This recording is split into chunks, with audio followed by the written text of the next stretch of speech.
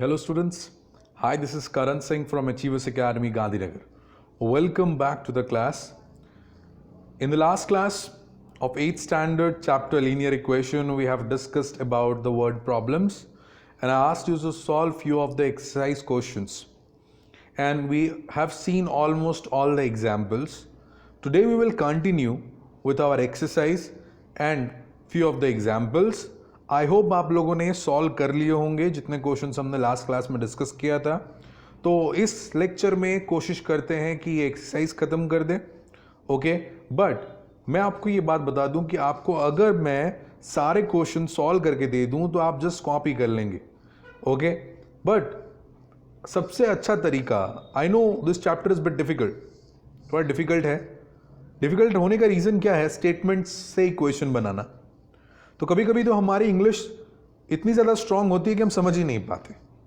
तो कोई दिक्कत नहीं है, तोड़ तोड़ कर उसे समझना है कि किस तरह से ये चाह रहे हैं यहाँ पे इक्वेशन बनाना, और उन प्रॉब्लम्स के साथ में हमें कोशिश करना है कि हम एक अच्छा इक्वेशन बनाएं.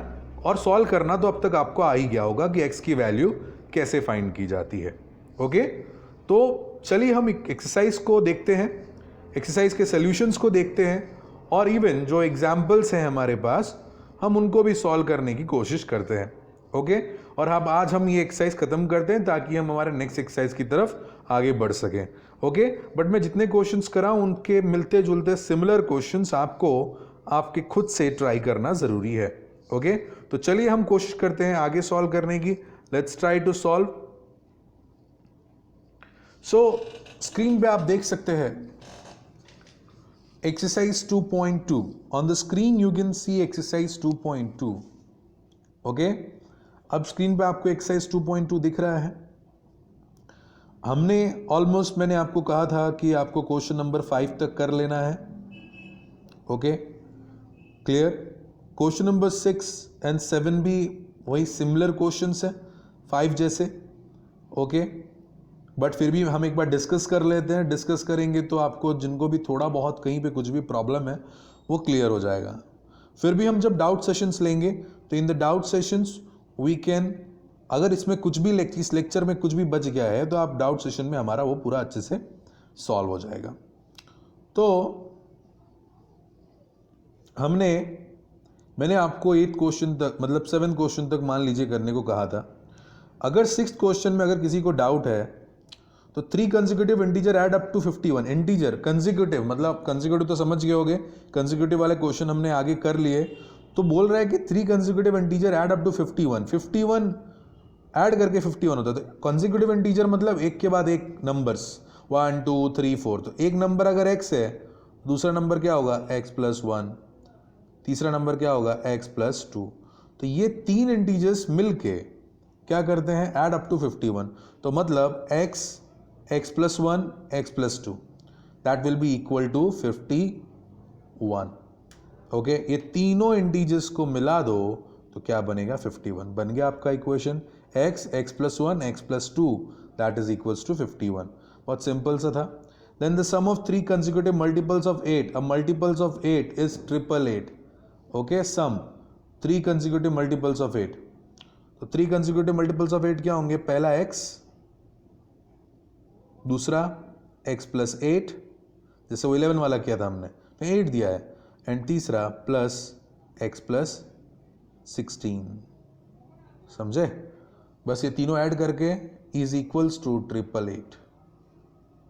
तो फिर ऐड कर दोगे तो सिंपल, x+x 3x है तो 3x, और 8+16 कितना हो जाएगा? 24 इक्वल्स टू 88. 888 इक्वेशन बन गया. अब ये इक्वेशन को आपको सॉल्व करना है. ओके, बड़ा सिंपल से क्वेश्चन से, एक दूसरे जैसे ही है, लेकिन थोड़ा सा आपको दिमाग लगाना है बस, और कुछ नहीं, फटाफट हो जाएगा.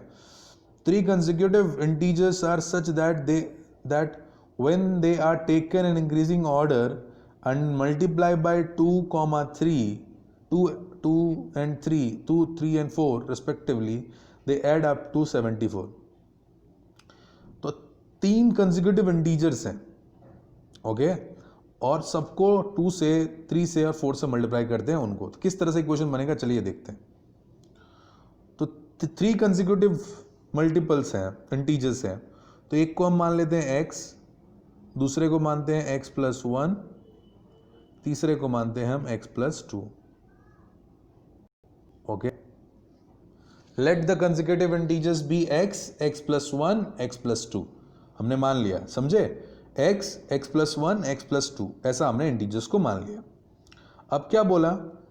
2, 3 और 4, इससे मल्टीप्लाई करना है.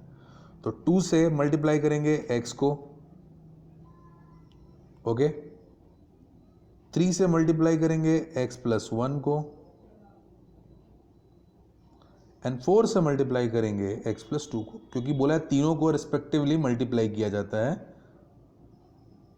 2, 3 और 4 से. तो 2 को मल्टीप्लाई किया तो डायरेक्ट 2x आ गया. इसको मल्टीप्लाई करेंगे तो क्या आएगा? क्या आएगा? चलो देखते हैं, लिखते हैं. 2x प्लस मल्टीप्लाई करो तो 3 इंटू एक्स क्या होगा? 3x, और प्लस 1 है तो अंदर मल्टीप्लाई होगा तो क्या हो जाएगा? प्लस 3. ये देखो, ये 3 से दोनों को मल्टीप्लाई कर रहे हैं हम, ठीक है. सेम यहाँ पे करेंगे तो 4 इंटू एक्स 4x, 4 2 8, तो मतलब 4x plus 4x plus 8, okay, equals to 74. Fine. अब सॉल्व कर दो, इक्वेशन बन गया.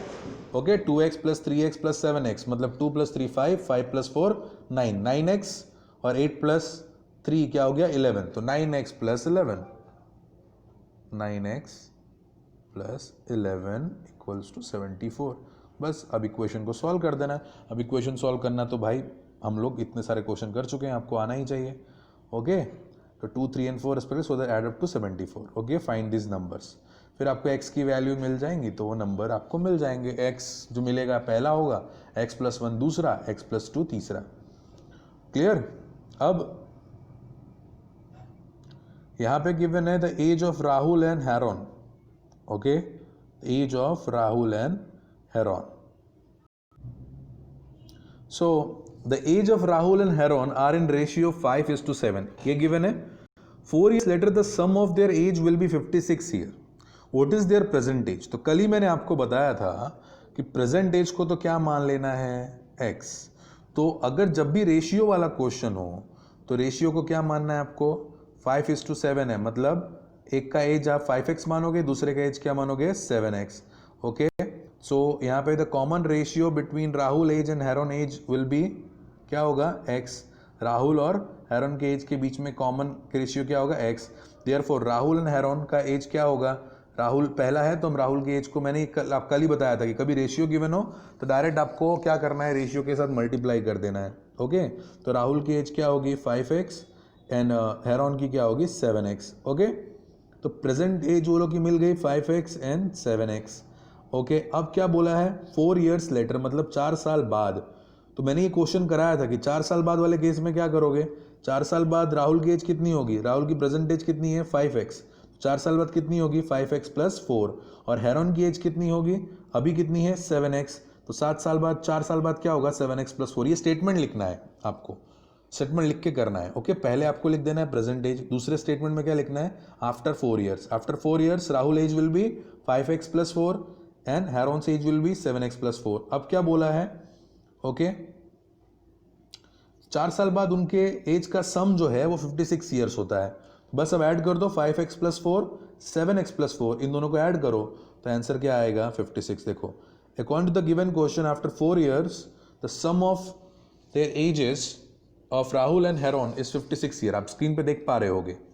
ओके, सो ऐड करते हैं 5x plus 4, 7x plus 4 add करो तो इक्वल टू 56. तो 5 प्लस 7 कितना हुआ? 12x, 12x plus 8. वो 8 कैसे आया? 4 प्लस 4, 8 आ गया. 5x प्लस 7x कितना आया? 12x. तो 12x plus 8 that is equals to हमारा क्या आया? 56. बस अब सॉल्व कर दो, इक्वेशन सॉल्व कर दो, आपका आंसर आ जाएगा. ओके, तो अब जब आंसर आएगा तो आपको x की वैल्यू जो मिलेगी वो आपको कितनी मिली? x की वैल्यू कितनी मिली यहाँ पे? ये ध्यान देना, इसलिए मिस्टेक्स मत करना. x की वैल्यू कितनी मिली? 4. ओके, अब x की वैल्यू आपको 4 मिली. आप वीडियो में सोल्यूशन देख पा रहे हो, लेकिन खुद भी ट्राई करने का. x की वैल्यू 4 मिली तो हमने राहुल की एज कितनी मानी थी? 5x. तो 5 इंटू 4 करना पड़ेगा. तो राहुल की एज कितनी आएगी? 20 years. देखे, और हेरोन की एज कितनी मानी थी 7x, तो 7 into 4 that is equals to 28 years. इस तरह से करना है। ओके ठीक है बेटा, ये रहा पूरा सोल्यूशन। ओके अब आते हैं हमारे question number 10। The number of boys and girls in a class are in ratio. अब ये रेशियो वाला ही क्वेश्चन है, ठीक है। अब रेशियो वाला ही क्वेश्चन है, लेकिन थोड़ा फटाफट देख लेते हैं, चलो स्किप नहीं करते हैं, आप कर लेंगे खुद से, बट फिर भी डिस्कस तो कर ही लेते हैं। The number of boys and girls in a class are in ratio 7:5। Boys और गर्ल्स का जो संख्या है क्लास में, उसका रेशियो है 7:5। ओके तो 7:5 का रेशियो है अगर बॉयज और गर्ल्स के क्वांटिटी में। ओके तो बोला है कि the number of boys is 8 more than the number of girls. लड़कों की जो संख्या है वो गर्ल्स से 8 ज्यादा है। What is the total strength of the class की टोटल स्ट्रेंथ कितनी होगी? तो सबसे पहले तो हम क्या मान लेंगे, let the number of boys be 7x, let the number of girls be 5x। Okay number of boys 7x, number of girls 5x। देख लिया? ओके इतना कर दिया। फिर क्या बोला है कि अब जब भी ऐसा गिवन हो ना, इससे ये ज़्यादा है इससे ये कम है, तो ये क्या करना है, हमेशा ऐसे इक्वल्स टू में लिख दो। लाइक नंबर ऑफ बॉयज़ कितने हैं 7x है और नंबर ऑफ गर्ल्स कितने हैं 5x है। कभी भी ऐसा गिवन हो कि ये इससे 8 ज़्यादा है, 8 टाइम्स ज़्यादा, या ये कभी भी ऐसा गिवन हो, तो देखो 8 ज़्यादा और 8 टाइम्स ज़्यादा दोनों में फ़र्क है। 8 ज़्यादा का मतलब +8, 8 टाइम्स मतलब मल्टीप्लाई बाई 8, दोनों में फ़र्क होता है, ध्यान देना। तो अब जब भी ऐसा गिवन हो तो उन्होंने क्या कहा है कि नंबर ऑफ बॉयज़ ज़्यादा है 8 है, नंबर ऑफ बॉयज़ 8 ज़्यादा है, तो बैलेंस करने के लिए इक्वल्स टू लगाया मैंने। तो बैलेंस करने के लिए 8 में किस साइड प्लस करूंगा, गर्ल्स की साइड। क्यों? अगर मैं, ये तो पहले से 8 ज़्यादा है ना, अगर मैं 8 यहाँ लगा दूंगा इक्वेशन में तो ये और छोटे हो जाएंगे, तो इसीलिए मैं क्या करूंगा, 8 किसके साइड ऐड करूंगा, गर्ल्स के साइड। क्यों? गर्ल्स 8 कम है बॉयज़ से। तो मेरा नया इक्वेशन क्या बना, 7x equals to 5x plus 8। Okay नया इक्वेशन क्या बना, 7x equals to 5x plus 8। Okay तो ये देखो बन गया इक्वेशन यहाँ पे 7x equals to 5x plus 8। अब सॉल्व कर दो इक्वेशन को, क्लियर? सॉल्व करो, ये रहा सॉल्यूशन, आप देख पा रहे हो आपके स्क्रीन पे सॉल्यूशन है। ओके सॉल्व किया तो x की वैल्यू कितनी आई 4। बस अब फिर से आप पुट कर दो, नंबर ऑफ बॉयज़ कितना माना था 7x, तो 7 इंटू 4, बॉयज़ गर्ल्स क्या माना था 5x, तो 5 इंटू 4, ये 28 और ये 20 आया। तो हमको क्या पूछा था, लास्ट आंसर पे ध्यान देना, क्या पूछा था, हमको पूछा था total number of strength, class की स्ट्रेंथ कितनी है। तो क्लास की स्ट्रेंथ कितनी है टोटल, 48 स्टूडेंट्स। ओके कैसे, 28 प्लस 20, क्लियर? ओके तो चलो ये भी क्वेश्चन हो गया। अब बाईचुंग का एज है, यहाँ पे भी एक एज वाला क्वेश्चन आया। ओके सो बाईचुंग वाला क्वेश्चन बहुत इंटरेस्टिंग क्वेश्चन है, क्योंकि बाईचुंग का जो एज वाला क्वेश्चन है, इसमें बाईचुंग के पूरे खानदान को इन्वॉल्व किया गया है। ओके तो चलो देखते हैं। Baichung's father is 26 year younger than Baichung's grandfather. मतलब ये कहना चाहते हैं कि बाईचुंग के जो फादर है वो 26 ईयर यंगर है बाईचुंग के मतलब ग्रैंडफादर से 26 साल छोटे हैं। बाईचुंग के पापा जो हैं बाईचुंग के ग्रैंडफादर से 26 साल छोटे हैं, 29 ईयर्स ओल्डर देन बाईचुंग, और बाईचुंग से 29 साल बड़े हैं। समझे क्या बोल रहे हैं? बाईचुंग से उसके पापा 29 साल बड़े हैं और उसके दादाजी से 26 साल छोटे हैं। तो हम कैसा इक्वेशन बनाएंगे, लोग देखते हैं। तो बाईचुंग के फादर को हम एज को कितना मान लेते हैं, x। बाईचुंग के पापा की एज को कितने मान लेते हैं हम, x। तो बाईचुंग की पापा की एज जो है x, तो बाईचुंग के ग्रैंडफादर से उनकी एज कितनी होगी, कितने साल छोटे हैं वो। ओके ग्रैंडफादर की एज कितनी होगी, बाईचुंग के दादाजी की एज कितनी होगी। अगर बाईचुंग के पापा की एज x है तो उसके दादाजी की एज कितनी होगी, दादाजी की एज कितनी होगी, इनसे ग्रैंडफादर की एज से कितनी होगी।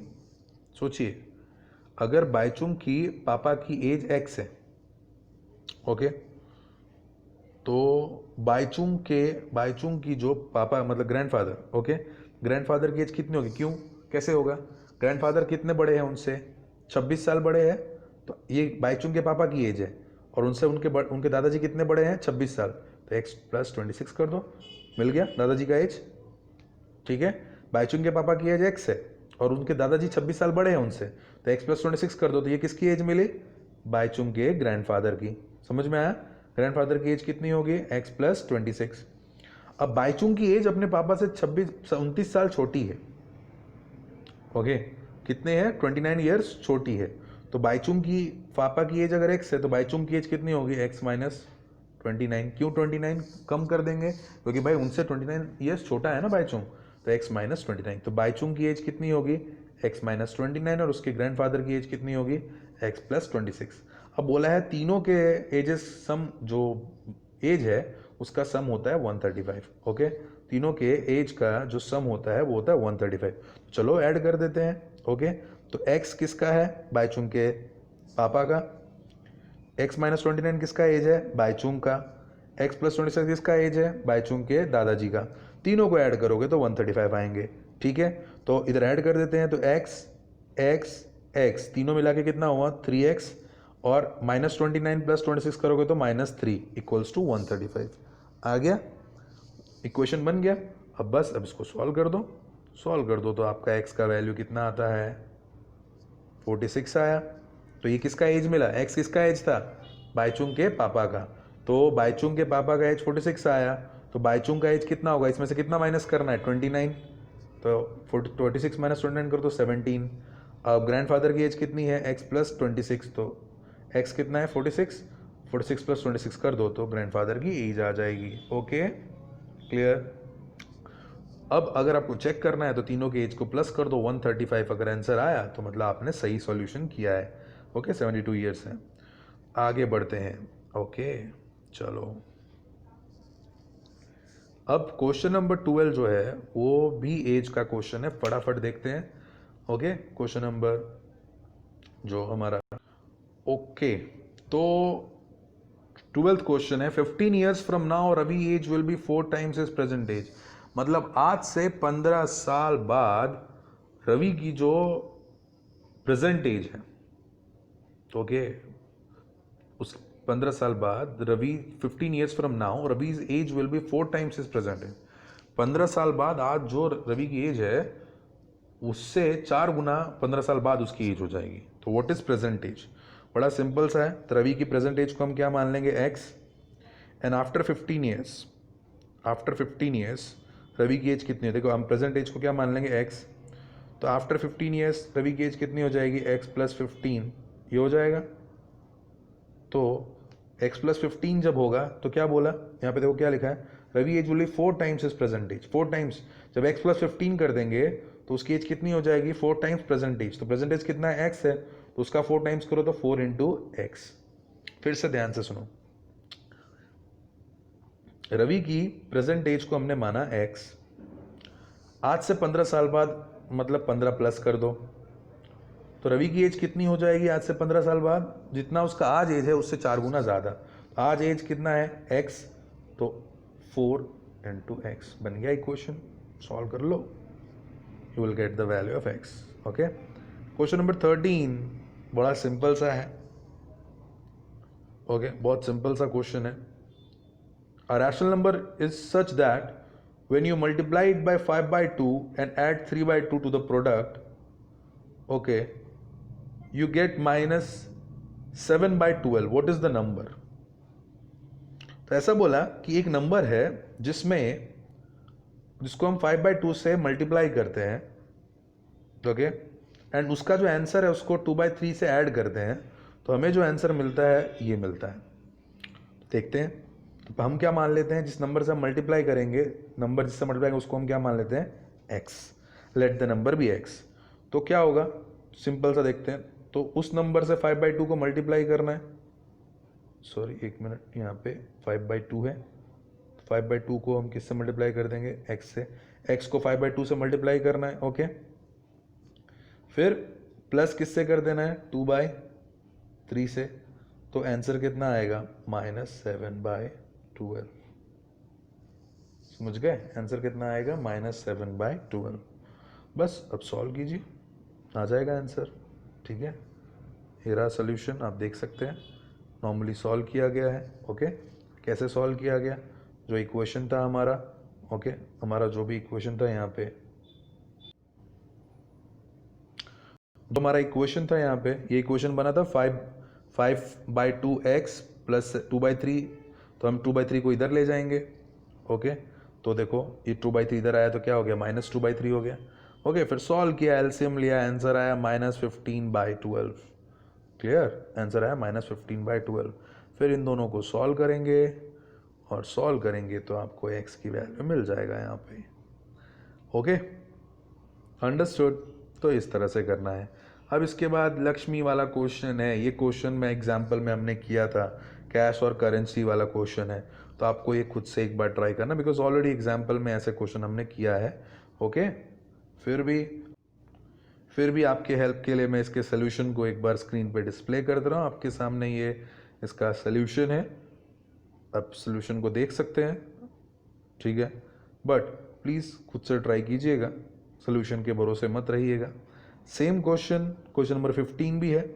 ओके, वैसा ही क्वेश्चन है। तो क्वेश्चन नंबर कॉइन और रुपीज़ वाला है, तो ये हम डिस्कस कर चुके हैं। एक बार फिर से ट्राई कर लीजिएगा, डाउट सेशन में नहीं हो पाया तो मैं करवा दूंगा। Okay, clear, understood. तो ये आप प्लीज़ देख लीजिएगा। ओके, ये रहा सोल्यूशन, आप देख सकते हैं। अब क्वेश्चन नंबर 16 है। ये भी एक बहुत सिंपल सा क्वेश्चन है। ओके, प्राइज मनी डिस्ट्रीब्यूट करना है स्टूडेंट्स को। ओके, तो क्वेश्चन नंबर 16 भी आप होमवर्क में ट्राई करेंगे। तो 3 क्वेश्चन जो मैंने आपको ट्राई करने के लिए दिए, सिर्फ 3 क्वेश्चन, वो 3 क्वेश्चन आपको ट्राई करना है। इनमें से अगर किसी में भी डाउट होता है तो please feel free to ask. हम जब ओके, सो ये 3 क्वेश्चन आपको जो है मैंने होमवर्क में दिए। ओके, तो प्लीज़ सॉल्व कीजिए। अगर फिर भी कोई डाउट रह जाता है इन क्वेश्चंस के बारे में, आपको सोल्यूशन दिखाया मैंने, बट फिर भी कोई डाउट रह जाता है इन क्वेश्चंस में, तो डाउट सेशन के लेक्चर में मैं आपको सॉल्व करा दूंगा या इसका सोल्यूशन प्रोवाइड कर दूंगा, ठीक है। बट इतना हो जाना चाहिए कंप्लीट। बहुत बड़ी एक्सरसाइज है आई नो, बट उसको शांति से आप कर लीजिए। आपको जो टाइम दिया जा रहा है उतने में हो जाना चाहिए। फिर हम मिलेंगे हमारे नेक्स्ट लेक्चर में, तो आगे का जो एक्सरसाइज है वो कंटिन्यू करेंगे। ओके, काफ़ी बड़ा चैप्टर है एंड थोड़ा सा इक्वेशन की वजह से दिक्कत भी होती है, बट इतना भी कॉम्प्लिकेटेड नहीं, हम आराम से कर सकते हैं। ओके, तो मिलते हैं हमारे नेक्स्ट लेक्चर में। Till then stay at home, homework अच्छे से कर लेना, पढ़ाई कीजिए, and will meet in the next lecture. Thank you and have a nice day.